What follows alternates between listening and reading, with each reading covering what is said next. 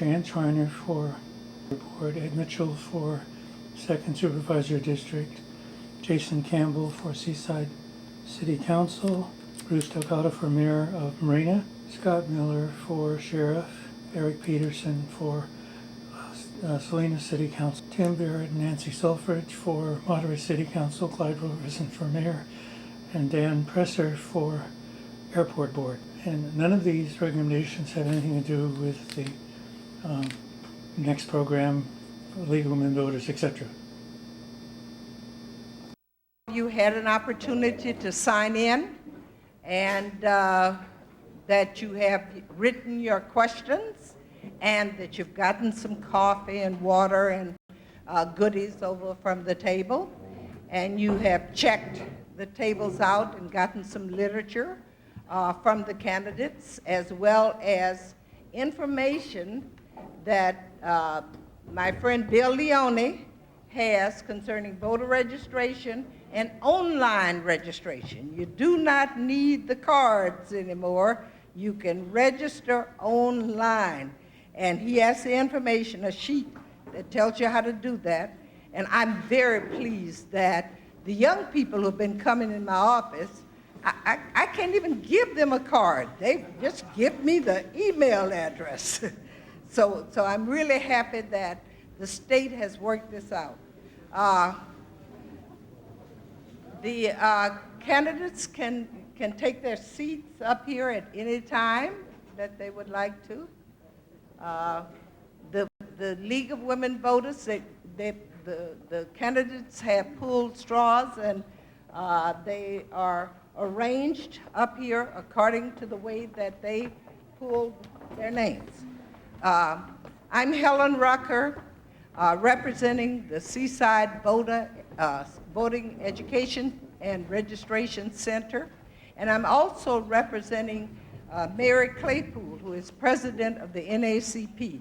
Regrettably, she took ill tonight. Her husband was kind enough to bring us the water and the sheets that she was responsible for, so she's here in spirit with us. But I want to welcome everyone, and I want to thank you for being here, to be on time and to learn a lot about our candidates. Thank you also to the candidates for being here for the event, and for the League of Women Voters for presenting this forum. We want to thank the City of Seaside, who is comping this auditorium for the debate, and I want to introduce Kate Klein from Sustainable Seaside. She's one of the partners in crime here. So we want to hope that you have all given us some good questions and some challenging questions for our candidates. Is there anything you'd like to say? And if you have a cell phone, would you make sure that it's turned off, please? Forgot about that, yes. Now, I'd like to introduce Marilyn Maxner from the Monterey County League of Women Voters, who will be our moderator for the evening. Please enjoy. Please let us know if there's anything else we can do. They will tell you where the restrooms are. So, Ms. Maxner. Hi, as she said, my name is Marilyn Maxner, and I'm representing tonight the League of Women Voters of Monterey County, which is one of the co-sponsors of this event this evening. We are presenting two panels. The first includes the two candidates for Seaside Mayor, I'll get this yet, Felix Bachhoffner and Ralph Rubio, and the four candidates for the two open seats on the Seaside City Council, Dennis Alexander, Jason Campbell, Alvin Edwards, and Ronald Guff. The term of office for mayor will be 2 years, and the term of office for city council members will be 4 years. Then, when that panel is concluded, the second panel will be for Monterey County Sheriff. And we'll tell you about that when that time for that panel to start. We'll begin with some advertising and some housekeeping. Your advertising.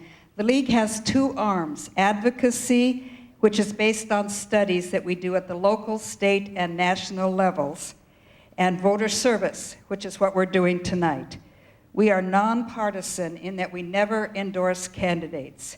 We always welcome new members to our league, men as well as women, and information about the league, our website, membership forms, and all is on one of those tables in the back. The candidates have also provided campaign literature to be found on tables in the back also. The housekeeping, restrooms, out that door, women that way, men that way. Turn off your cell phones or anything else that's going to go beep or make noises. And I wanted to let you know that this part of the forum is going until 8:10. Then we will have a 10-minute break before we start the sheriff's candidate forum. How will the evening proceed? We're using the League of Women Voters format. Please hold all applause until the forum is over. No doubt some of you are here in support of one of the candidates. And if we applaud for each candidate, we'll have less time for questions to be answered. Also, please hold any groans of incredulity. At the end of the forum, we can give all the candidates a rousing round of applause.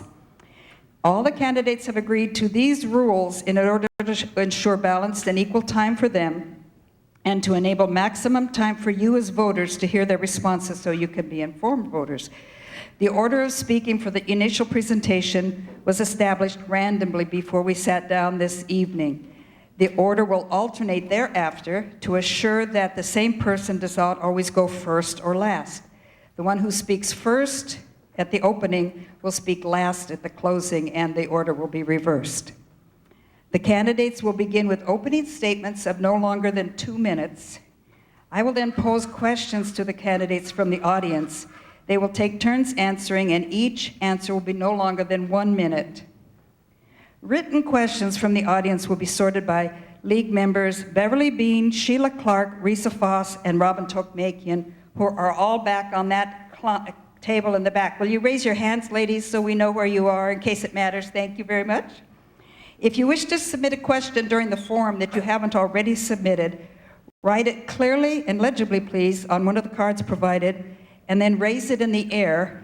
League member Larry Parrish will pick up the questions. Larry, so if you have a question in your hand, raise it and he'll come and get it and give it to the question sorters, and then they will bring them up to me. The sorters group questions into categories of a similar nature and give me a representative one to ask. The purpose of this is to sort out duplicate questions, assure topics of greatest interest are asked in the time available, and to put personal questions aside. Please word your questions in a general way so that all candidates can respond. Also, questions must refer only to issues pertaining to the offices for which the candidates are running. So no questions about governor or president or anything like that. At 8 o'clock, I will stop the questions. Each candidate there will have 1 minute for a closing statement, and the candidate who went first to open will go last to close. So it's time to start with opening statements, which again are 2 minutes, no longer than 2 minutes. By lot, Mr. Bachhoffner will go first.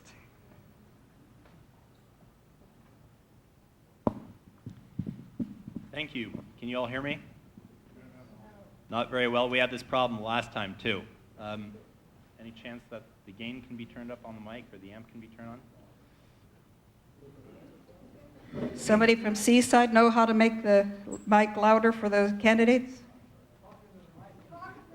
I was talking into the mic. Yeah, if you turn your head just a little bit away.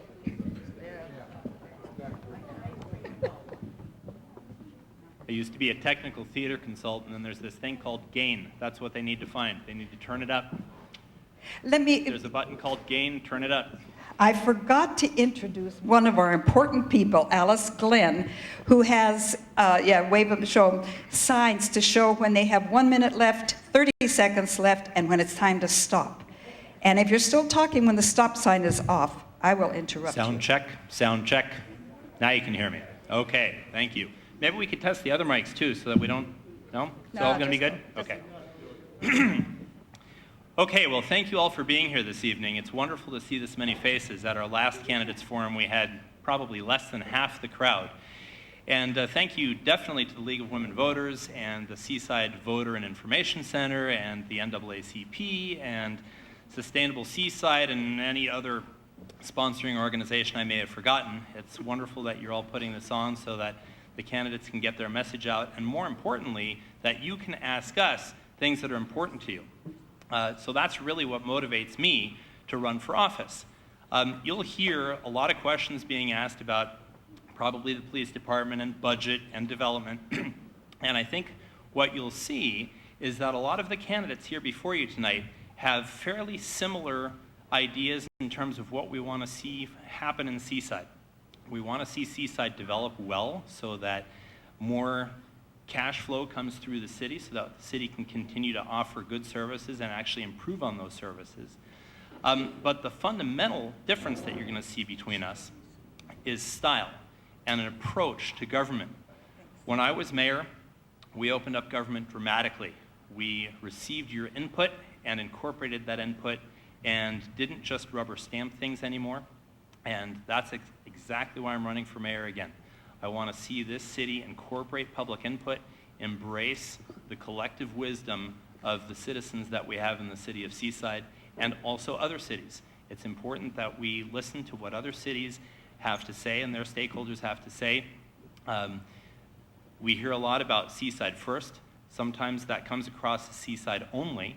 We want to make sure that we recognize that we're part of the greater peninsula and that we have decisions that everybody can live with and can be happy with. Thank you very much. Mr. Campbell is next. Thank you. And thank you to the League of Women Voters for hosting this event and all the co-sponsors as well. My name is Jason Campbell. I'm running for Seaside City Council. I'm going to tell you a little bit about myself. I've been living in Seaside with my wife for about 15 years, and I'm a landscape contractor. I run my own business on the peninsula.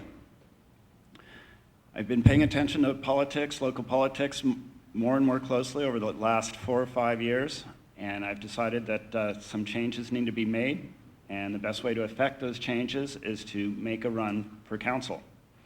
I think a lot of people agree with my opinions, and I think they'd like to hear those opinions voiced on the dais. And we need a critical voice on some of these decisions that are out there.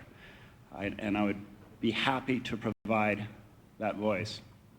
I want to focus on creating a viable, healthy community with a good quality of life.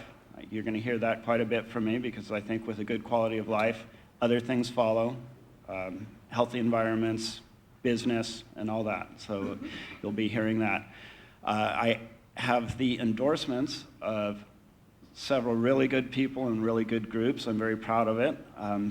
Most importantly, my wife is Sue. She endorses me. And then State Senator Bill Monning endorsed my candidacy. Supervisor Jane Parker, our local county planning commissioner, Luther Hurt, and the county Democrats, the Labor Council, and several more. And if you go to my website, you can pick up a flyer in back there and go to my website and find out who else endorses me. So thank you all for coming. And Mr. Alexander is next.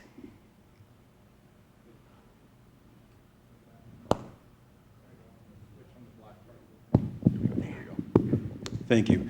Again, thank you all for being here. I want to thank the League for hosting this, as well as all the other sponsoring organizations. Thank you all for coming out on a work night to listen to this here. My name is Dennis Alexander. I am an incumbent, looking at serving for my 3rd term on the City Council. I've been serving the citizens of Seaside for many years, since 1996 when my wife Laurel and I moved to the city.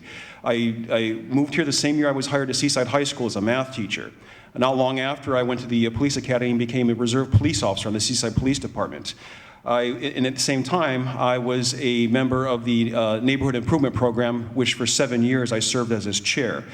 In that position, I introduced many new nonprofit organizations to this city, including Rebuilding Together, which is sort of like a Habitat for Humanity type organization that fixes houses of people who are disabled and elderly. As well as the Red Cross. I serve with the Red Cross. In fact, last year, I was the Volunteer of the Year for the Monterey Bay Red Cross and Reserve Police Officer of the Year for the state of California. My main goals for these next 4 years are many, but the main 3 issues I'm looking at is getting our police department back up to where it needs to be as far as personnel. Mainly the bread and butter, which I consider to be patrol. It's pretty well known that our officers are overworked at the time, and we need to just get more officers out there. And as a police officer, I know the questions to ask to have that happen. Secondly, not necessarily this in order, but water. We can't have businesses come to the city without a water source. And I'd be willing to look at any water source that will get that here by January 1st, 2017, because by that time we have to have a plan in place. Otherwise, the State Water Board could have us start cutting back. And lastly, development, jobs. Everyone knows that crime has picked up a little bit in Seaside lately. That could be partly because we need more jobs for people to stay busy. We have a piece of corridor. And that's enough for now. Thank you. All right, thank you. Our next speaker is Mr. Edwards. Thank you all for being here tonight. I'd like to thank the Recreation Department for getting those fans out here to cool us down a little bit. So thank you for that applause.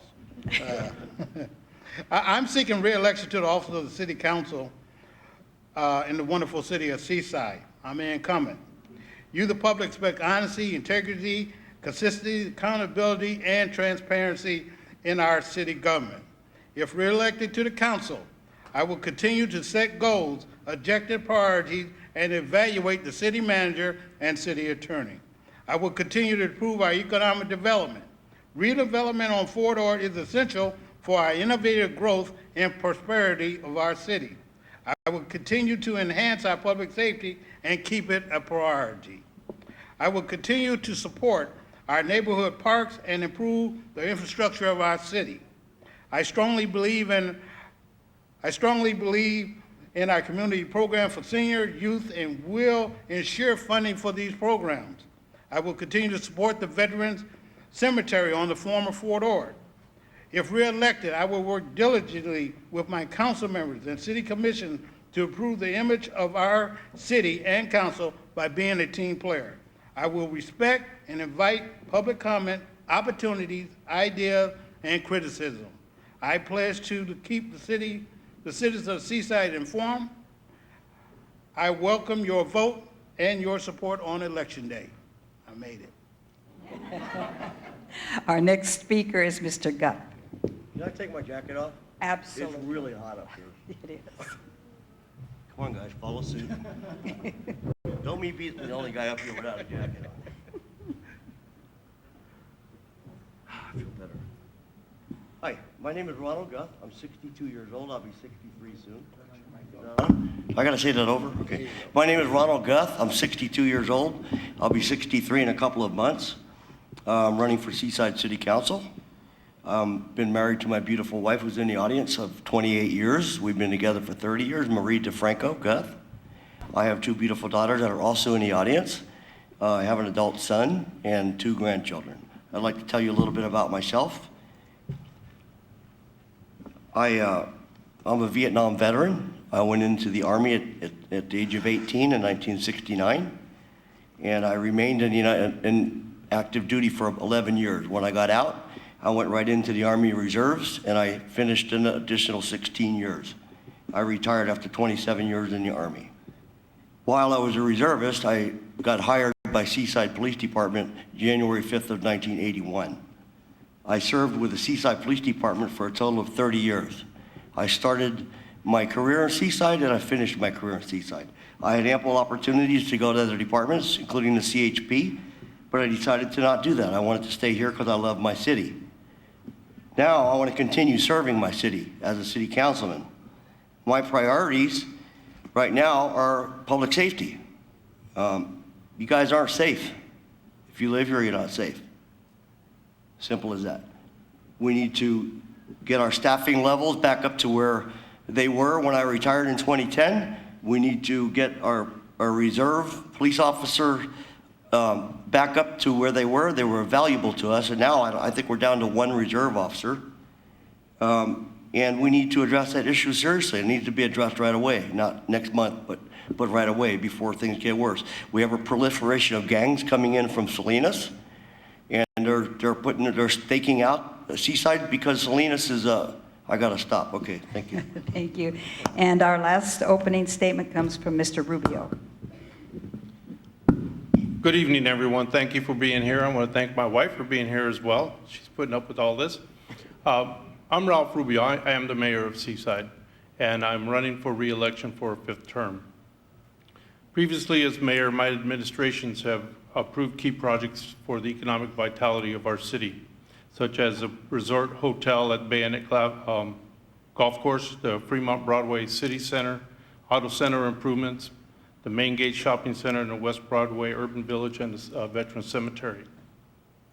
Since my re-election in 2012, in the last 18 months, we've been very busy adding to that suite of projects and have 6 more project areas under various stages of agreement.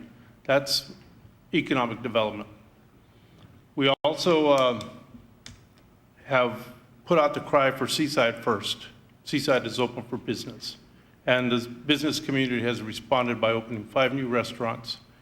We have 3 new auto brands, and 6 of our auto dealers are in expansion, remodel, or planning to. The comment was made that Seaside First might work against us. Well, it doesn't. I sit on quite a few regional boards. I work with all the mayors. They have all endorsed me, as well as all our legislators, because of my ability to work with them on a continuous basis and get things done for this community. And keeping Seaside first means when we go out there and talk to all these individuals and these other cities, we get a piece of the pie. We get our share. We don't get swept under the rug like so many years before. Seaside first is a valid point, and it should be continued. And yes, Seaside is open for business, and we will continue to be open business. And I'm out there talking to international investors to bring them to our city so that we can broaden our base. Thank you. All right, now I have questions that have come from the audience, and each candidate will have 1 minute to answer the same question.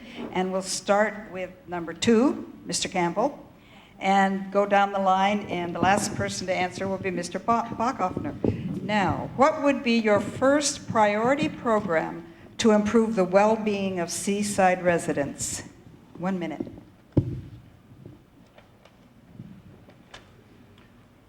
My first priority program would be to secure water for the community. Water is such a very important issue. If we don't have water, pretty much everything else is moot. We won't have development. We won't be able to afford to go out to dinner. We'll be paying water bills instead. And I'm afraid, as a landscape contractor, that much of Seaside would dry up and blow away. So I'd focus very hard on water, and Seaside has a lot of strengths in that we have our own municipal water system. A lot of people might not realize that, but that is very important. We could set up an MOU, a memorandum of understanding with Deepwater Desal. We keep hearing about the fits and starts that CalAm has. We could go with another desal project and probably get water at a cheaper price. And if our municipal system can do it, we can expand from there, and I could see Seaside residents getting a pretty good deal. So water is very important. Thank you. Mr. Alexander. And if any of you need me to repeat the question, just let me know. Just first priority, correct? Yes, first priority to improve the well-being of Seaside residents. My first priority would be, I want to say water as well, but that's a long-term issue because we won't have development coming without water. So if I could talk about that real quickly. And my approach would be, right now, 3-pronged, although hopefully more than that later on. And that would be education, because there's a lot of ways we could reuse water. And being working at a high school, I know that. I can see how sometimes it gets wasted. Recycling. We not too long ago, we have an organization coming in to work with recycled water, and then of course desal. But also, as I said a little earlier, getting more police officers out there. I know how overworked they are right now. I know that's two things, but that stands right there with water, is getting more police officers out there. They're overworked, and because of that, we cannot get their full attention all the time. Thank you. Mr. Edwards. Public safety, when you paying $300,000, $400,000 in overtime out there, don't you believe that you could hire somebody else to be on your police force? That's one thing that I've been looking at. You know, we're the city paying $300,000 and $400,000 a year in overtime to employees, and we need additional police officers out there. So with that $300,000 to $400,000, I can hire probably 2.5 to 3 police officers additional for the streets. You know, that's one of my main goals right now, is to get that public safety. Economic development sound good, but you got to have that water to back that up. You're through? Mr. Gutt. My number one priority is public safety. We have to keep our citizens safe. That's of utmost concern to me. Everything else is kind of secondary. I mean, everything's important, water is important, but we have to keep you guys safe. We can't do that with the police force that we have right now. The police department currently has no leadership, in my opinion. That needs to be addressed. It needs to be addressed right away. The officers are coming to work, they're burned out, they're tired, they work 16-hour shifts. They go home, they sleep a little bit, they come back, they go right to work, and it's a continuing cycle. This is a serious situation, and eventually it's going to ultimately lead to, hopefully, not lawsuits, but they could be coming. These guys are tired, they have to be able to make common sense decisions, split-second decisions that affect everybody here. And we need to take care of that right away. I'm done. Okay. And Mr. Rubio? A lot's been said about water, and that is obviously what my main priority. As a mayor, I've been assigned that task to go out and work with all the different boards to secure that water, including the farmers in the Salinas Valley. But having that being said, the revenues from economic development will fix the problems that we're talking about, whether it be public safety, fixing the roads, and that's public safety as well. The youth and the seniors programs that we have in the city need to be reestablished. That's also tied into public safety, because if you have programs for these young people, they're not out in the streets causing trouble. So I think the main thing is the economic development piece and getting these projects online so that they're producing revenues for the city so that we can enhance all these programs that need to be finished up. Thank you. And Mr. Bachhoffner. I agree with a lot of the priorities that have been just mentioned here, and I hope we'll get into them through other questions. But the single most important thing that has to happen in the city, once again, is returning your voice to the council chambers and to this council, people that are going to be elected in the next couple months. When I was mayor, that was the biggest promise I made, is returning the public's voice to the city council. We added a strategic objective to enhance engagement of the public. That was removed just a couple months after I left office. Participation in council meetings is going down, down, down. It's not that people aren't interested. In fact, people have the solutions to the problems that we're talking about. And I ask, why don't you go to council meetings to represent your views? Well, Felix, look at you. Everything you say gets turned around. You're the only person that can stick with it for 6 years. Every council meeting I've been to. And what we're seeing is just a pushback from the council with an inability or an undesiringness to listen to what the public has to say. That has to change. Okay, the next question. How are you qualified to deal with the city budget of $22 million? Tell us your personal and your professional experience. And we start with Mr. Alexander.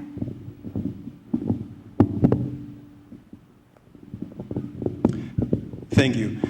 Well, my personal experience is that I have, first of all, I have a degree in business with a partially concentration in finance, so just from educational experience. But I've been on the council for 2 terms and have helped pass budgets in that time. But I've also been the chair of several different boards. As I mentioned earlier, the Rebuilding Together, which is a nonprofit board that gets funding from several organizations as well as the U.S. government. I'm on the board of the Red Cross at this time, and part of our main concern, or part of a board member's job, is to do fundraising as well as pass a budget for the local board, as well as looking over the budget from when I was the Neighborhood Improvement Program chair for the 7 years I was with the city. So my experiences are several. Thank you. Mr. Edwards. Well, educational-wise, I have an associate degree in business. That helps me out a little bit.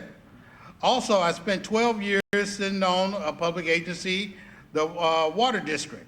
I spent years, in those 12 years, of dealing with budgets, dealing with deficits. So I know what it takes to be up there when you're hearing that we have a $2.5 million deficit that you have to cut, or you have to do something. And over the years in this city, I'm going into my 4th year, finishing up, hey, I seen that. So we had to cut those deficits down where we got a balanced budget. And what I heard from my finance director, and you probably heard it too, we have a $1.2 million surplus going in. So I believe we have done a good job these last 3 years to get us there where we have a surplus of 1.2 from where we were at 2.5 deficit. Thank you. Thank you. Next is Mr. Guth. Well, I'm the rookie up here, so I've never worked on a city council before. I have, when I was a police officer, I was a sergeant watch commander, so I had to be careful with the overtime issues and balancing that part of it. But as far as being involved in a $22 million budget, no. But city council, a lot of it is on-the-job training. There is no course you could take to learn how to be a city councilman. I can't go over to MPC and enroll in a class on how to be a councilman. But when I get into council, hopefully with your vote, I will learn the budget, and I will learn it quickly. I'm a fast learner. So, but as far as my budget, my family, my wife does it all. She does a pretty good job too, actually. But that's my exposure to the budget. She balances the checkbook. That's good. Mr. Rubio. Well, starting off with my experience in construction, building, and bringing to fruition projects on time, under budget, all the elements of building major projects from bridges to large commercial projects. Working as a financial secretary for over 20 years for my local, guiding it and investing in and building a $5 million building. Working for the regional council on the finance committee, working with all the locals in Northern California, making sure their budgets were sound. Working with the Health and Welfare Trust and the Pension Trust and investing millions and billions of dollars for our members. Also working in our city government, bringing fiscal health programs to the city and balancing budgets in our city for the last, since 2000. So I think I have some experience in that. Mr. Bachhoffner. Before I was elected mayor in 2010, I circulated the city budget to a number of experts in municipal finance. And 201, they said, you're insane to run for the office of mayor in Seaside. This city is probably spiraling the drain. It had spent $13 million out of reserve in the previous 7 years. It was down to virtually nothing. Through an application of will, what we did is we reduced staffing by attrition to about 140s or so employees. Previously, the city had upwards of 170. We brought the budget from the $22-23 million range down to $18 million and showed that the city could be run with the same level of service or better levels of service. In fact, we added 1 extra day to city hall opening hours. Now the budget's back to $22 million. We're dipping into reserves to do that. The proof is in the pudding. While I was mayor, we had a balanced budget. Now we're reaching into reserves once again. One-time monies is the only reason the city is solvent right now. And Mr. Campbell.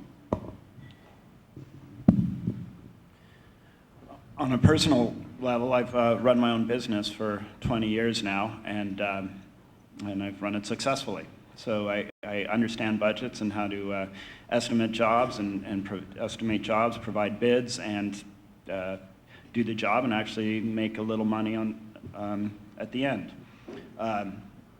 As far as more related to the government side of doing things, I sit on the Public Oversight Committee for the water charge right now. That was overseeing how those tax dollars are being spent. And it takes some common sense. If you understand that if the city defers maintenance or promotes projects which promote urban sprawl, all those things are going to be a drain on our revenue. So it's really, you have to be very careful about how you spend your money, where you spend your money, and what kind of return you will get for it. Thank you. Before we go on to the next question, I've been asked to announce that Ruthie Watts will be sending around a sign-in sheet. If you did not sign in yet, please do so. All right, our next question, and I believe the person who starts is Mr. Edwards.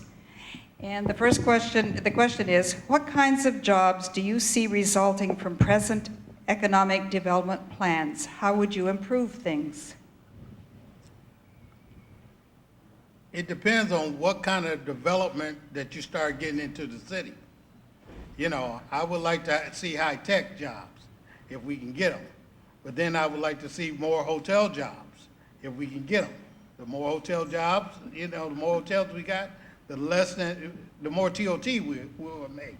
I like to see some medium-range jobs that we can build on in the city. Now, we're in a tourist area. So some people will say, what kind of jobs are out there? If we can get more stores built, that would help. If we can get more high-tech done, and we need areas to do that, to build that on Fort Ord, I like to see those kind of jobs get brought into the city. Something that can bring our income up a lot more than what it is right now. But I like to put people back to work. I like to put people back to work. So like I said, if I got $300,000 and $400,000 in overtime, somebody out there might want to become a police officer. Okay. Mr. Gutt, yeah. We need responsible development to bring in revenue in the city. We have an opportunity out at Fort Ord. Some of you might be against it. I'm against it if the EIR doesn't come in favorably. The environmental impact report should be in soon. I don't know exactly when. When it comes in, I think we should take that and act upon it. That will bring between 2,000 to 3,000 jobs to Seasiders. We will have a preferential hiring as long as we make it an ordinance. The jobs will go to Seasiders, skilled and unskilled. If there is no skilled laborers at Seaside for that particular type of work, then they go outside the city. But right now, it will bring in a lot of jobs, 2,000 to 3,000 permanent jobs per year, not to mention what it would take to build the project out there. Thank you. Mr. Rubio. Could you please repeat the question? Sure. Read the right one. What kinds of jobs do you see resulting from present economic development plans, and how would you improve things? So present plans. Yeah. Okay, so we have several things in the hopper. Our Seaside Resort development obviously is hotel jobs, management jobs, golf management jobs. The in and out is entry-level jobs. Senior assisted living has entry-level jobs, nursing jobs, pharmacy jobs. The light fighter will be retail jobs, commercial jobs. Surplus 2 is where we actually can get some career-minded jobs with internships with CSUMB and some startup space with lofts over work areas. We have the potential to draw in some Silicon Valley investors. We just had a meeting with them 2 weeks ago. So the idea there is to have them gain, profess their interest And while we're building the projects, they can come into the high schools and start training for those jobs. Mr. Bachhoffner. I would tend to agree with those job opportunities in what's been described. The problem, really, is that the question is wrong. Sorry to those of you who may have written the question, but what are we not concentrating on? And it's the low-hanging fruit. In the last 2 years, we've lost about 100,000 square feet of productive retail space in Seaside. 100,000 square feet. That's just on Broadway, Del Monte, and Fremont. The city doesn't have a plan for attracting businesses to those locations that have been lost. That low-hanging fruit is critically important because water is available in all of those locations. If we're not paying attention to that, then the pie-in-the-sky idea is far away, is, I'm not sure going to actually do anything. The other issue is those areas that have been lost right now, that are vacant, they're currently being policed. So filling them in doesn't cost additional monies to the city of Seaside. That'll happen when we start building elsewhere. Mr. Campbell. I have to pretty wholeheartedly agree with what Mr. Bachhoffner just said. We really do need to focus on Seaside proper and not get distracted by big pie-in-the-sky plans way out in Fort Ord, because we're having enough trouble keeping up with our infrastructure here. If we have good infrastructure, we revitalize Broadway, we put in some nice street trees, we got a nice cafes there, some bike lanes, we will make a more attractive community that will encourage people to move here, that will encourage people to open businesses here, and it will just happen organically. I know that's a funny word to use, but you really need that type of kernel, the desirability to move here. And if we just hopscotch right over Seaside proper and start putting all our energies out in the former Fort Ord, those of us left here, we're going to be, looking around going, what happened? So, Thank you. thanks. Mr. Alexander. Thank you. Since I've been on the council, one of my big concerns, big pushes, is to develop what's called the urban village, the Lower Broadway urban village, because we don't have a downtown. We don't have a vibrant downtown. What I'm really tired of is people come during when the big events happen, whether they be the Concours Elegance, and they're staying in Seaside, they're staying in the hotels in Seaside, but not eating in Seaside, not taking the little step further and going down Broadway Avenue. So I really want to see that happen. We recently received a grant from the federal government to help that plan come about, to be pushed forward anyway. But in addition to that, in addition to seeing that, I'm the council's representative to AMBAG, the Association of Monterey Bay Area Governments, and the forecast is for the population in northern Monterey County to increase from Silicon Valley area. So I want to see high-tech type jobs, environmentally sound high-tech jobs, come to the areas that we have in Fort Ord eventually. Because I'm tired of seeing my students, the best ones, go away to college and not come back for career jobs. Thank you. Our next question refers to Monterey Downs. What are your positions related to Monterey Downs, available water, transparency, your own education on the project, gambling, horse racing? And I believe we start with Mr. Guth. I already gave myself away on that. Monterey Downs, like I was saying, as long as it's a environmentally friendly project, I think that it would be a good thing to do. I think we have opportunity knocking at our door, and we shouldn't close the door on it. We had 3 developers prior to the current developer that went out to Fort Ord, looked around and said they don't have nothing to do with it because it's too costly to make things happen. So they walked out, and we finally got somebody that's willing to at least give it a shot, and I think we need to seriously to look at that. That's it. Thank you. Mr. Rubio? The Monterey Downs is not a project yet. It's still got to go through the EIR project, which will study all the impacts that were just mentioned. I think that once we understand that, then we can move forward with the financial analysis and see if it's good for the city. There still has to be a negotiation with the county on revenue sharing, and how that works out will determine whether or not we do it. Part of that negotiation is going to be the water allocation from the county to the city of Seaside for that project, and how much, and whether it's going to be enough. So there's a lot of unanswered questions to that project.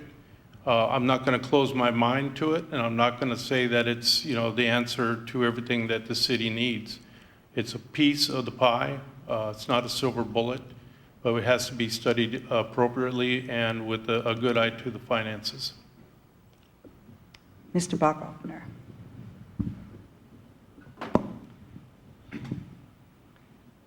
That's a funny answer to me, at least in part, because in 2010, the mayor was saying to anybody who would listen that this thing has to be built no matter what. And I question that. Now it's the received wisdom up here to say that we can't make a decision until the EIR is delivered to the city. I was alone in saying that in 2010. So I'm glad that everybody has now received that wisdom. That's critical. Unfortunately, what didn't happen with that proposal is the business analysis first.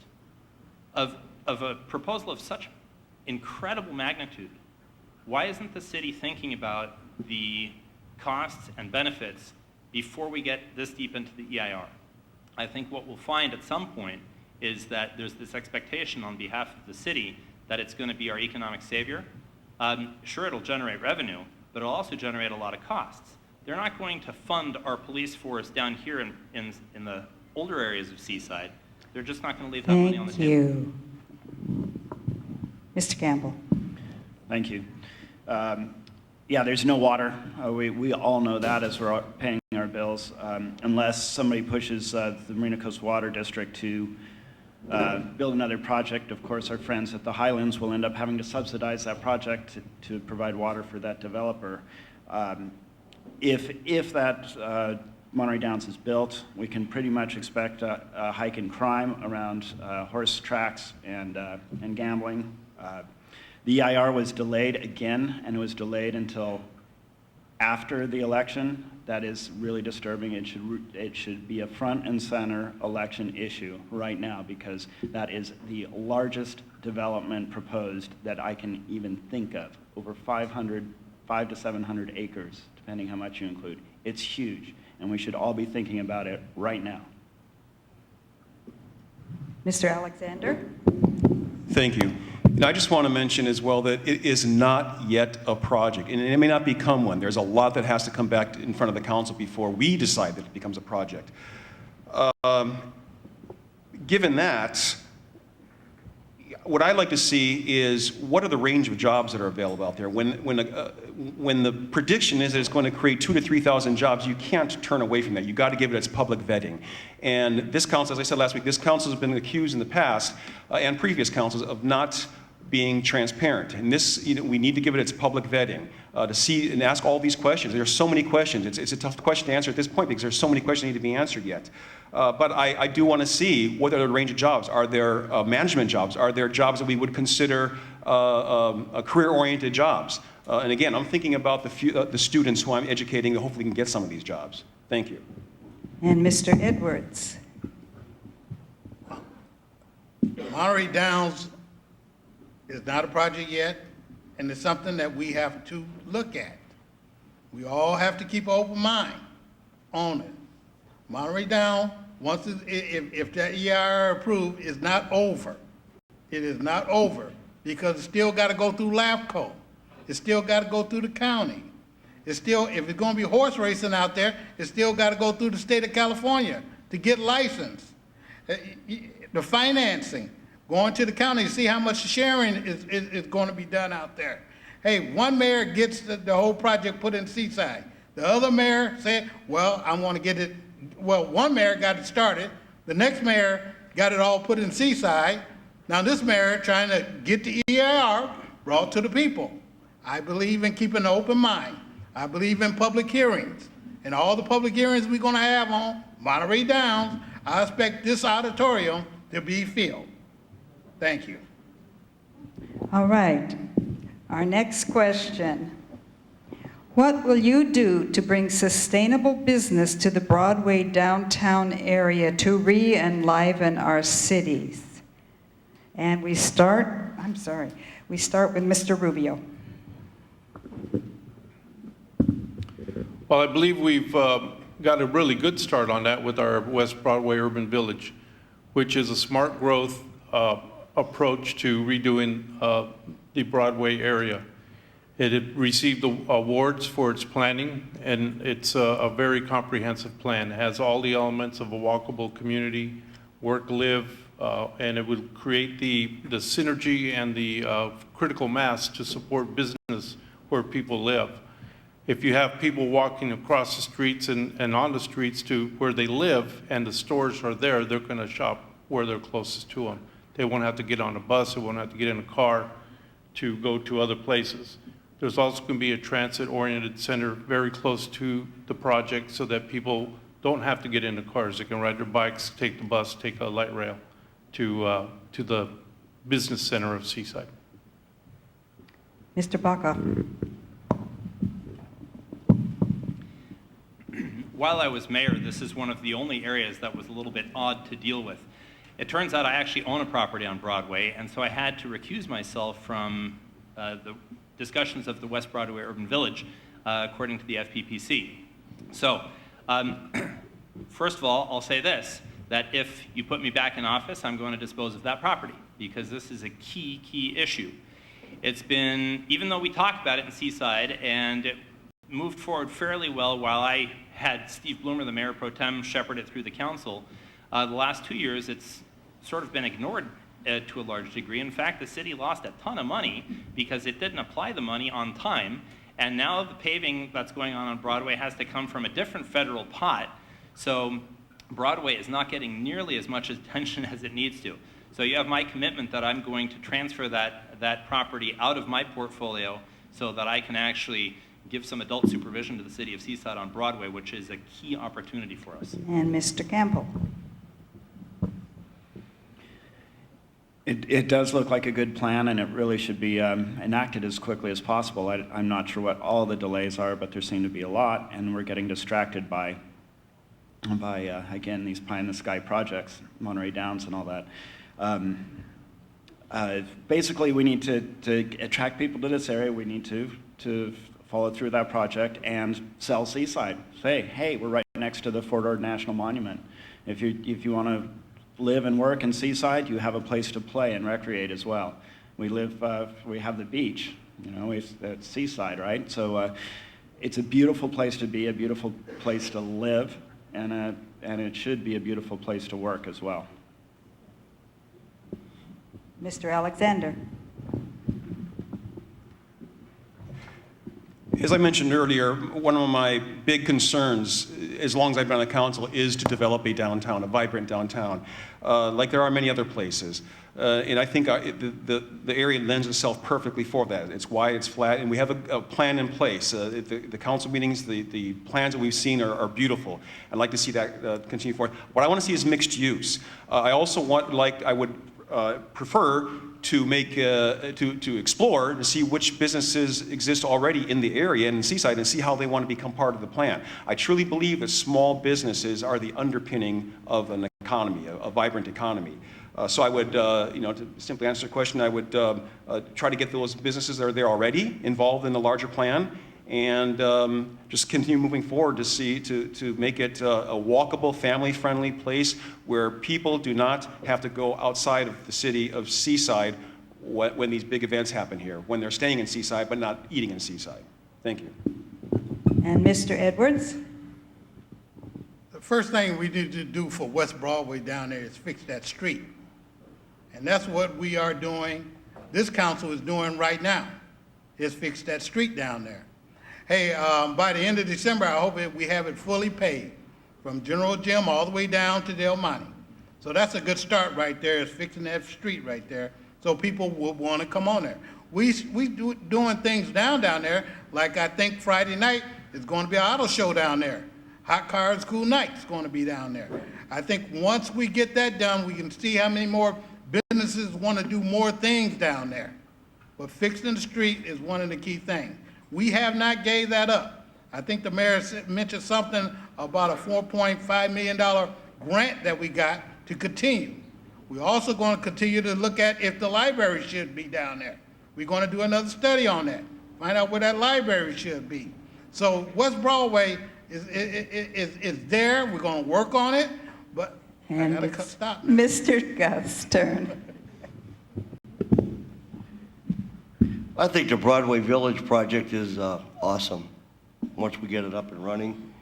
But we do need to fill the existing vacancies along Del Monte and Broadway, get those businesses filled up. I got this crazy idea about recruiting some volunteers from the community and put them into a committee, prominent volunteers, and have them, their sole responsibility would be to recruit businesses in the city. And it shouldn't be at any cost to the city whatsoever.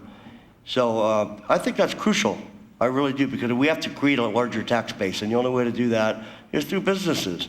And I think if we work hand in hand with the Chamber of Commerce and get these volunteers I was talking about, that we might have a good stab at it. Thank you. All right, our next question, and we begin with Mr. Bachhoffner. There are 12 cities on the peninsula. 9 use social media to promote their cities. The city of Seaside is one of the 3 that does not. Do you believe Seaside should use social media to promote itself? Why or why not? Well, first of all, there's really only 5 cities on the peninsula, 6 cities if you count Marina. I think it's probably referring to Monterey County cities. I do agree that the city of Seaside should promote itself far better than it does in every endeavor. And should that extend to social media? Sure, why not? One of the issues we have, though, is that we have not staff members that are trained in marketing, and this is one of our fundamental problems in Seaside. We have people that are tasked with economic development that really don't know how to reach outside the community and say, come to Seaside, and here's why you need to come to Seaside. There's not an adequate sales job being done for Seaside. So I would caution the city to, yes, consider embracing a social media position, but make sure that you can actually deliver on it, because there's nothing worse than starting something and then giving it a sort of half-assed attempt. Thank you. Mr. Campbell. Yes, we should use every tool available to promote our city, and of course, social media is all the rage these days, and it would be great to promote our city. We can say we have the people look it up, we have the best weather. I mean, really, if we have webcams that just show it's sunny in Seaside and it's foggy in Pacific Grove, we just might convince people to come here. And throw some menus up on our great restaurants that are far more affordable than other places on the peninsula. I think absolutely we should use social media to promote our city. Thanks. Mr. Alexander. In a word, absolutely. Seaside is the largest, population-wise, largest city on the peninsula, and the one with the most opportunity for growth, the most land to bring businesses in. So we absolutely need to use social media. But in addition to that, there is something else afoot that you may not know about, and that's that our neighborhoods, and as a continuing on the council, one thing I will push is to continue to get the neighborhoods involved. Right tomorrow, you'll see in the weekly an article about the dog park that has recently gotten a committee has recently formed, and we're going out there. We're now part of a larger 501c3 nonprofit status. That means we can now go and look for money outside of the city. And that's because the citizens, you, have become involved in your city in civic engagement. This needs to be promoted as well, as not just our businesses, but how are the citizens helping the city as well. Thank you. Mr. Edwards. Yes, we should use it. Matter of fact, I'm doing my campaign now. I'm using Facebook. I'm scared of it, but I'm using it, to tell you the truth. You know, people can put anything on there, and I'm scared of it, but I know it gets the word out. My sister sent me something on Facebook, and I looked on there, and after not looking at it, I looked on there, she found me. You know, not that I don't talk to her, but she found me on Facebook. So I know that word gets out. That word gets all the way over to Detroit, Michigan. So, you know, when it goes that far, I know word travel, and if it could help us economically, it'll help our development, I think we should use all means that we can. And I mean it, we should use it. I'm not used to it, but I know staff is probably used to it. We went to the League of Cities and we had a staff member down there looking at how to use social media. I know you look on there, you might see something from the police department, fire department. Thank you.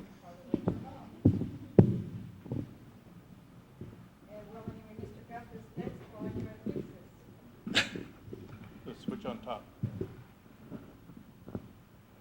Social media is free.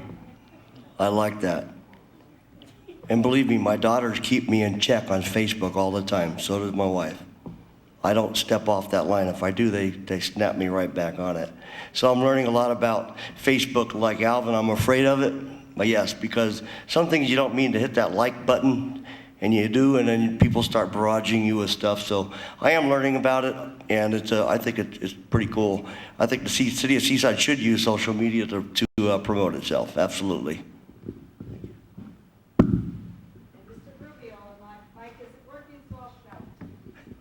You borrow ours. Yes, social media is a very accepted way of getting the message out. For the city, it's something we've talked about, but we have so many priorities in terms of staffing that we can't dedicate someone 24/7 that it needs to have to monitor social media. And when we do, we will. But when you cut services down and staff down to the nub, you don't have the staff to do that. So as we grow our city and the economic development and bring the reserves and the revenues into the city, we can start looking at those. But I'm sure it's going to fall behind hiring new cops.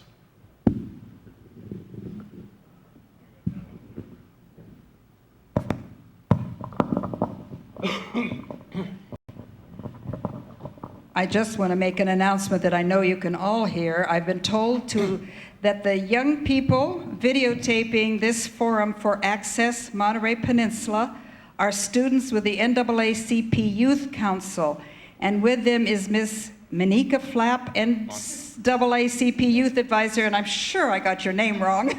Monica. Oh, okay. I'm sorry, whoever gave me this, your handwriting isn't quite clear enough.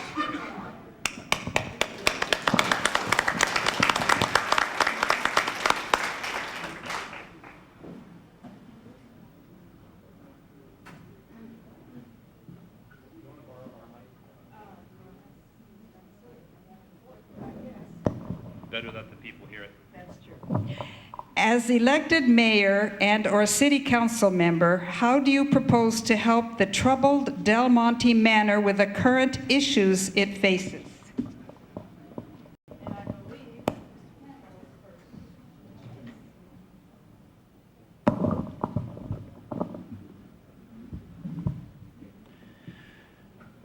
I'd like to thank the people who are working really hard on this right now.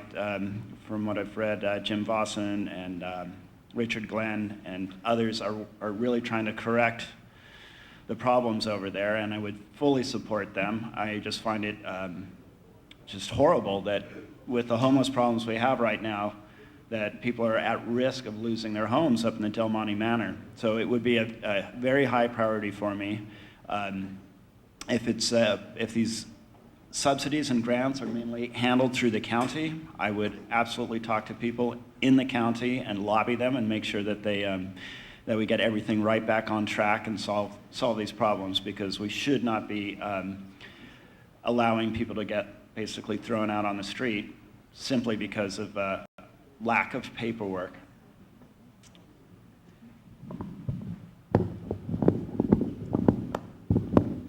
Yeah, I can't say that I disagree with that. It's if it's lack of paperwork, then it's ridiculous. But the other cities on the peninsula have gathered, but there is a cost to it as far as dealing with the homeless problem. And we're looking at a bigger issue here. And when our city is able to do that, when we can put money forth towards that, I've already let it be known that I'd be willing to sit on that panel to talk about dealing with the homeless issue. And I, as a police officer, I deal with this quite a bit as it is already. I'm out there dealing with people all the time, trying to find them a place to stay for the night. So it's an issue. I don't have all the answers right now, but we need to in a larger issue, deal with people who don't have a place to stay at night and are sleeping under the stars. And I look forward to the day that Seaside can lend someone to that panel. Thank you. Del Monte Manor was brought up to the council a couple of months ago. Matter of fact, they brought it up. Last thing we said at a council meeting was talked about Del Monte Manor. The mayor and city attorney worked with it, and they came up with something that if the city could help, we could help. You know, we could help. But I don't think anything the city could do right now. You know, I talked to Jim Valser. I went to his meeting. It looked like they took control of the situation up there. I hope it goes better than what it has been going up there.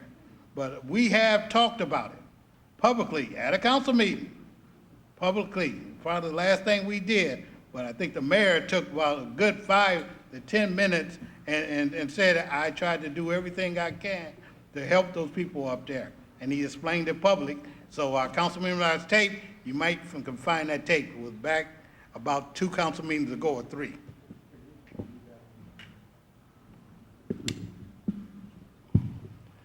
I think that whatever the city can do to help Del Monte Manor, they need to do it. Simple as that. I was a police officer when we had a Seaside Police substation at Del Monte Manor. I don't know if any of you remember that, but we used to go up there for our briefings and everything, and it was a big help. So I think we should maybe entertain something along those lines. And homelessness is a big problem, and I'm a homeless advocate. I think that we're not doing enough to address the homeless situation in Seaside.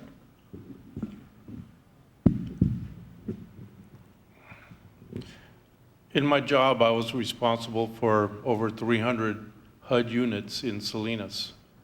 Was responsible for the management, making sure that the HUD reporting was done correctly and that the management team that was doing it was good. We had one management team that was bad, that was running the property down and mismanaging, and we replaced them. And when the principals at Del Monte Manor came to me almost a year ago and asked me how to fix this problem, I gave them my advice.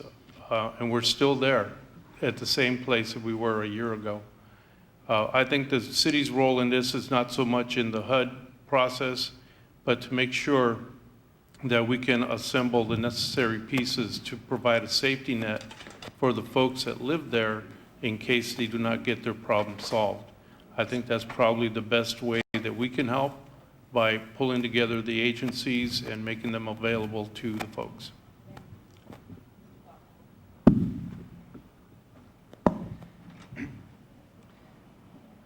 The city has some challenges getting involved in this, but I'm glad to hear that the council did in fact pontificate on this. I'm disappointed to hear that advice was given a year ago and apparently wasn't followed up on because we're still at the same place. That's a problem. So I'm glad to hear that Jim Vossen and Rich Glenn have taken an active interest in this. I heard about this just a day or 2 ago. I think that'll move it in the right direction probably. The key thing for me is that this is a pretty fabulous facility that exists in the city of Seaside. When I first arrived here 24 years ago, people told me, hey, there's projects in Seaside, it's a continuing disaster. And I went up there and thought, wow, this is maybe a project, but it's a paradise. I grew up in Los Angeles, spent a significant amount of time in Chicago and New York. The projects there in those communities are really, truly disasters. Here, we have to make sure that this little paradise here for our disenfranchised and low-income people keeps getting maintained properly, and we seem to be on the way. Okay, my microphone is working again. Should Seaside be selling or leasing its property to out-of-town franchises and developers? And what is your reasoning for your answer? And we start with Mr. Alexander. I think it depends on the property. Some property we want to hold on to because it's just that valuable, and some might be in our best interest to sell it rather than just have it sit there not gathering any revenue. So I think it really, short answer is it depends on the property. If there's property that we could hold out on and get a better, it's better for us to hold on to it, then I think we should do so. But if there's property that's doing nothing for us as far as helping the bottom line, then we might want to consider selling it to the best use. So the short answer is it just depends on what the business is and what the piece of property is. Thank you. It depends, like Councilman Alexander said, it depends. One thing that I'm up here sitting on the council, the highest and best use for a piece of property, the highest and best use. We had, where the In-N-Out Burger going, somebody said they could put a hotel up there, but it wasn't enough water. You know how long that property has stayed vacant? For at least 25 to 30 years. Nothing went on that property. Now, I have to look at it. The property sold for $1.5 million, which are going to be shared with some other agency. But the highest and best use of property, the council ought to look at. And if we got lots around here, put them up for sale. If nobody want them, hey, we have to look at it as a council and bring it back. But I believe in using the highest and best use for property and not keeping property vacant for 20 and 30 years when we can sell it and put it on the property rolls where we can get property taxes from it. Thank you. Mr. Gus. If the property's sitting vacant for any extended amount of time, I agree with Alvin to sell it. It's not going to sit. We're not going to generate any money for the city by sitting vacant. So I'm all in favor of selling the property. Mr. Rubio. The city was tasked with coming up with the long-range property management plan for the successor agency for those properties that were in redevelopment. And we went through the exercise of identifying all the different properties and deciding whether to sell them, keep them, lease them, and whatever the best uses for them. So that's been done, and that's been forwarded to Sacramento. But basically, if it lends itself for lease, then we lease. And the staff knows that when there's a proposal on a piece of property, they will do the appraisal, and it will look at what it is for lease, what it is for sale, and we look at both those. We have the options in front of us. We study it. We identify what's the impacts of leasing and selling, and then there's always the consideration, if we sell it, is that project going to create jobs for our city? So there's a lot of pieces that go into that decision, but I think we need to remain flexible when we address each property separately. Mr. Bachhoffner.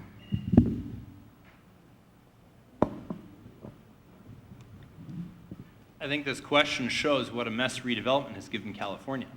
It's the city's micromanagement of properties through a redevelopment agency that arguably is the reason that we're not better developed today than we were 20 years ago.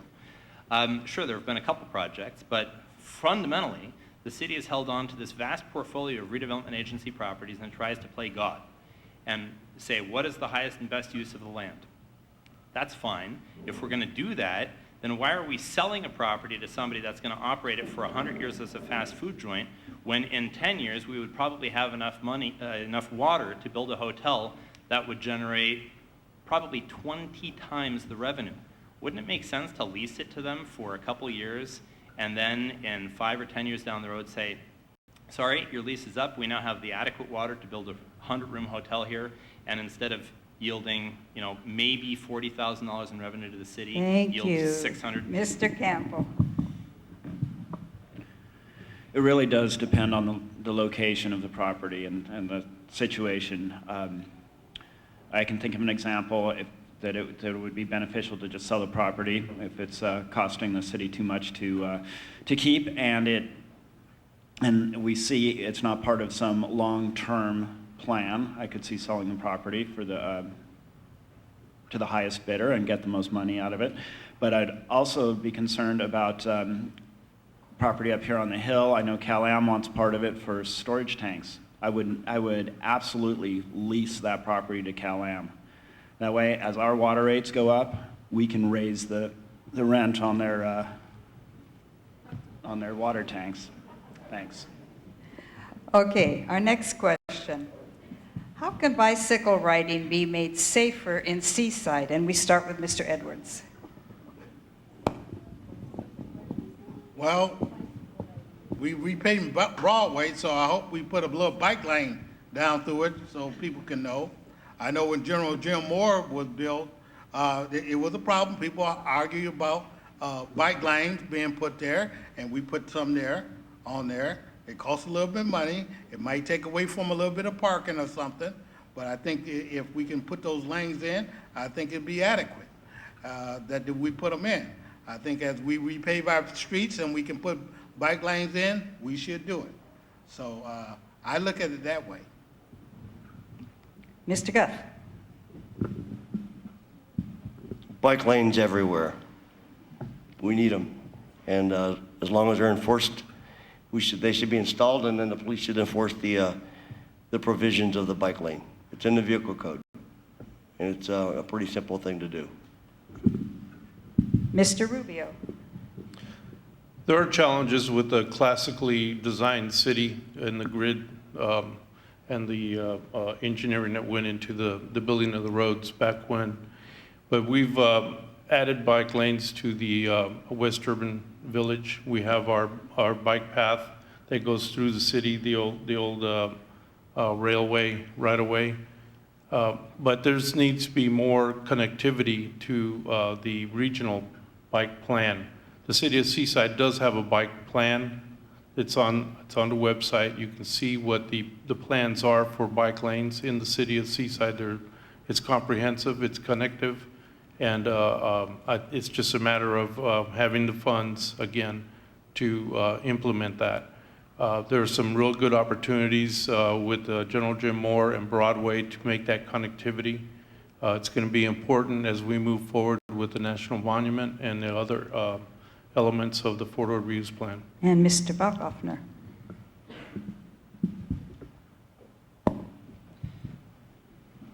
Some of you may recall that I was the bike riding mayor. I actually did a couple rides with the mayor through Seaside. You know, I'm glad to say that we added a significant amount of bike lanes during my tenure, predominantly at the north end of Seaside, over by the Sun Bay Apartments. And Ralph did a good job too, as did the council in years previous. They added bike lanes with TAMC funds to General Jim Moore Boulevard. That's really what we need to keep doing. And I think this is one of the reasons that the West Urban Broadway Village plan is well received. All of us that contributed thinking to that over the last many years, pretty much to a one, said put bike lanes in there, and that was done, and so it's award winning. We need to keep doing that sort of thing. The other key component is education.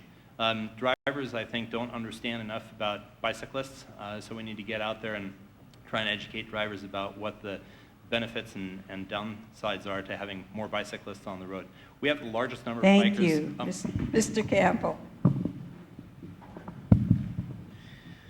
Bike lanes are a great idea for so many reasons. It's a quality of life issue, like I said earlier. People would want to live in this area if they feel like they could commute safely on their bicycles. It keeps people healthy. It lowers carbon footprints. It reduces the need for cars. It's kind of self-fulfilling. The more bike lanes we have, the less parking we actually need, because people will ride their bikes places. It will generally make living in Seaside more affordable for many people if we have bike lanes, and also more attractive. So absolutely, more bike lanes. And Mr. Alexander. This one's close to my heart. I'm a triathlete, so I do a lot of bike riding. I ride to my job at Seaside High School at least twice a week. And I know the hazards that do exist in doing so. We need to have bike lanes, as simple as that. It's been mentioned up here. But also, there are organizations such as AMBAG, Monterey Bay Area governments, that in their plans to bring new transportation systems into the peninsula do include bike lanes. I want to be this council's voice to that board and pushing that forward. So quite honestly, just bike lanes with the also with the education, just what a bicyclist's rights are on the road, because I'm afraid that some people just don't know what bicyclists can do while they're on the road. So yeah, again, this one's close to my heart. I do a lot of biking. Thank you. All right, we just have time for one more question, and then the candidates will give their 1-minute closing statements. So, what can you do for the youth and young, and I'm sorry, there are a lot of other questions here that I wasn't able to get to, but there are a lot of them related to what they've already talked about. This one's kind of different. What can you do for the youth and young adults under the age of 21 to keep them busy? Oh, and we start with Mr. Guff. What was the last part of the question, ma'am? What can you do for the youth and young adults under the age of 21 to keep them busy? Keep them busy, sorry. Well, I have some ideas on how to keep kids busy, but we need to get the children involved in the city and bring them in and get them involved in city government. You know, on an odd scale thing here, I'd kind of push to build a skate park. Monterey has a skate park, Marina has a skate park. Why can't we have a skate park? You know, I think it'd be an awesome thing to do. There's a lot of skateboarders, and it's not a sport that's going to go away anytime soon, so I don't have any problem with getting behind that. I think it'd be a good idea. And we need to keep the kids occupied. Mr. Rubio? We did have plans for a skate park over by the Boys and Girls Club. I know there was some draft drawings for that. But we need to reinstitute all the recreation programs that have gone away from the city of Seaside. The basketball programs, the soccer programs, baseball, football, all the, flag football, all those programs that ran out of this building here. The swim center. But we also need to support the volunteer organizations out there, Seaside Pony Baseball, the youth soccer leagues, the football leagues that are playing out there. We need to do everything we can to make it easier for them to use our fields. We need to build more fields in this city. In East Broadway, we need to build a sports complex so that these young people have a place to gather that's safe and they can play whatever sport they want to play. Doesn't have to be competition for fields so that these kids can get off the street and play in a safe environment. Mr. Bachhoffner. I agree, and it boils down to money. So the city now has about 20 fewer employees than when I was mayor, yet the city is spending $5 million more in its general fund. $5 million more for 20 fewer employees. Where's the money going? How are we going to build fields? How are we going to attract businesses and so forth? It comes down to stewardship of those resources. This is very near and dear to my heart. This is a main reason that I'm running for office. Jason loves saying that his wife is his biggest fan. My daughter's my biggest fan in this effort. She seems to think, Kirsten, who is not yet 6, seems to think that if you elect me mayor, I can remove the fence around the train at Dennis the Menace Park. I'm trying to explain to her that if I were mayor of Monterey, that would happen. But here we are in Seaside. I plan to improve parks dramatically. They've been left to atrophy, and attract businesses to our urban core that actually cater to the youth. These businesses exist in Monterey and other communities. Why not in Seaside? Thank you. Mr. Campbell. Well, for starters, not move backwards like losing the after-school program up at Del Monte Manor. Things like that just can't happen in this city and shouldn't happen. There's inexpensive fixes like let's open up access to the Fort National Monument, get the kids on a mountain bike and just ride out there. It's beautiful. We got thousands of acres to be out there. But we do need to be better stewards of our finances here in the city. I can think of several places we could have saved some money in the last year, but we should be devoting them to recreational programs to keep the kids playing soccer. Or if they need tutoring, some tutoring, and then soccer. But there's lots of recreational programs that we all enjoyed when we were young, and unfortunately they're becoming far too unaffordable for today's parents. And I think that's where the city really needs to step in and make it affordable. Mr. Alexander? One thing the city needs to do, I truly believe, is work closer, as close as possible with volunteer organizations, particularly 501c3s, nonprofit status. Community Partnership for Youth is one, and it exists in the city. We need to expand that. I'm the advisor at Seaside High School of the National Honor Society. One of the requirements I have my students do is get involved in civic activities. Also NCBI, National Coalition for Building Institute. Same thing, it's an organization that breaks down barriers between cultures, races, religions. And part of the, what they must do to be part of that organization is get involved in Seaside activities. I'm in the process right now of starting a club for the Red Cross on campus. we need to get the kids involved in civic engagement so that they know what in the future they would be expected. It's part of civic responsibility. And of course, PAL, our Police Athletic League. We need to keep that and expand it as much as possible. Thank you. And Mr. Edwards. It takes money. It takes money to get some of these programs going back to where they were at. Let me tell you, I'm hearing a criticism about spending money. This city council has spent $130,000 to fix streets. We also hired a youth coordinator, put in plan for a youth coordinator. We also want to hire a consultant to come together with a plan to help us with our youth programs. Yes, the Odemeyer Center is here, but then we need to know other avenues of what other cities are doing and come up with a plan. And that's what we are doing. I do believe in the city of Salinas, their youth violence went down. We're trying to get a youth violence grant if we can. We're trying to do everything possible. So that takes spending a little bit of money. And if we have it, we should want to spend it on our youth. Thank you. Thank you. All right, it's time for each candidate to give a 1-minute closing statement. Since the first opening statement started at this end and went that way, the closing statements will start at that end and come this way. So Mr. Rubio, you're first. Well, you have a clear choice.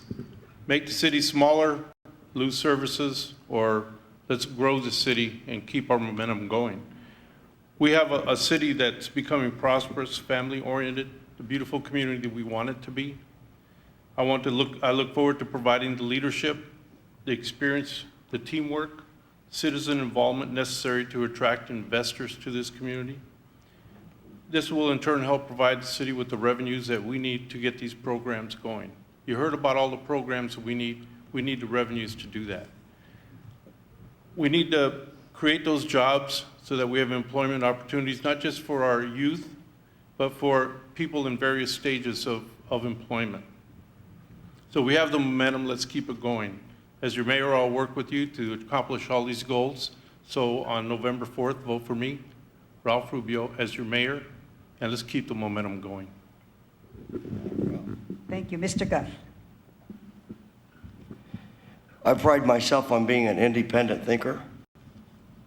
I think we need new blood on the city council. I was endorsed by the Seaside Police Officers Association. I was endorsed by the Seaside Firefighters Local 1218. I was endorsed by the Operating Engineers Local 3.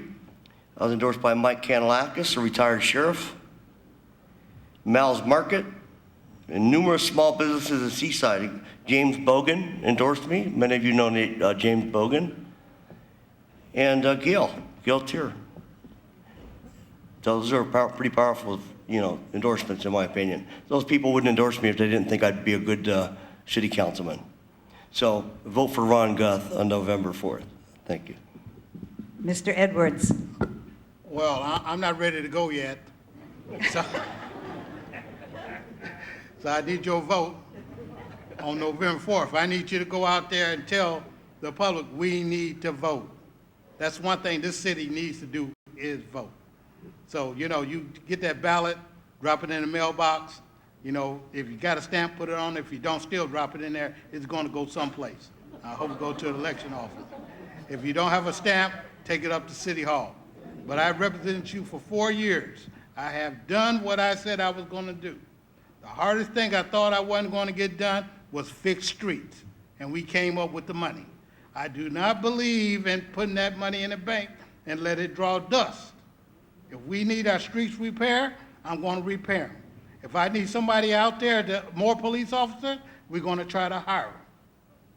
So, we can bank all we want to, but I heard my former mayor talking about I could have had $8 million in the bank, but the streets Thank you, Mr. Alexander. All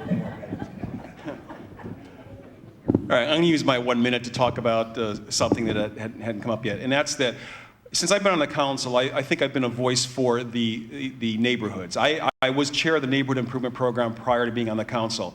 And since being on the council, I've been a liaison to the council from the organizations that have developed since, and particularly the park associations, who are now gathering so that, as I said earlier, can go outside of the city and look for money. And in this area, the Monterey Peninsula is one of the largest fundraising per capita organizations in the country. So there's money out there to be had for our parks. I was on my bike last Saturday and I went by Durant Farallones and Beta Park, and there were families in those parks because they've been fixed up by the people who are here tonight.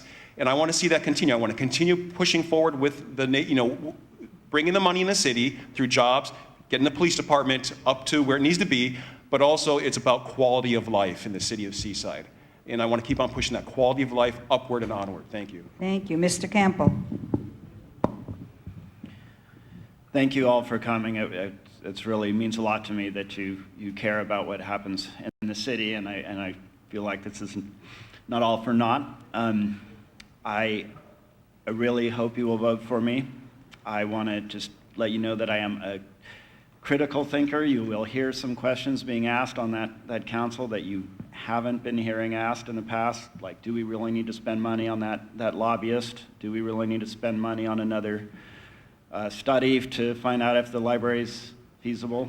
Those kind of things. I run my business. I've been doing it for 20 years. I treat my clients fairly. I do a good job. And if you elect me to your council, I will treat you all like my clients. Thank you. And Mr. Bachhofer, sorry. No problem. Well, thank you all for coming here this evening. It really boils down to approach to government. You heard something here tonight that you haven't seen at City Council, because I haven't seen many City Council meetings. Public's words get twisted. Our words got twisted here tonight. We were accused of saying we want the city to be smaller. None of us up here said that. So how do you feel received at City Hall by the different styles and different approaches? I like to think that my style was always open and approachable, and we incorporated your feedback, and the Coast Weekly recognized that. The city will become bigger, and one reason it could become bigger is that I alone brought to the county the idea of annexing those lands in Fort Ord into the city of Seaside. That was completely dropped by the former and current administration. I'm not saying that Monterey Downs is a good thing, but if it comes to Seaside, Seaside must grow to encompass it. That was something that I delivered. So how these words can get twisted into saying that any of us want the city to be smaller. Thank you very much. This would be a good time to give all the candidates a big round of applause.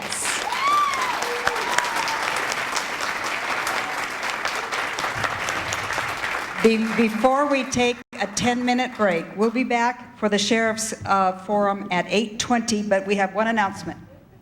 Just wanted to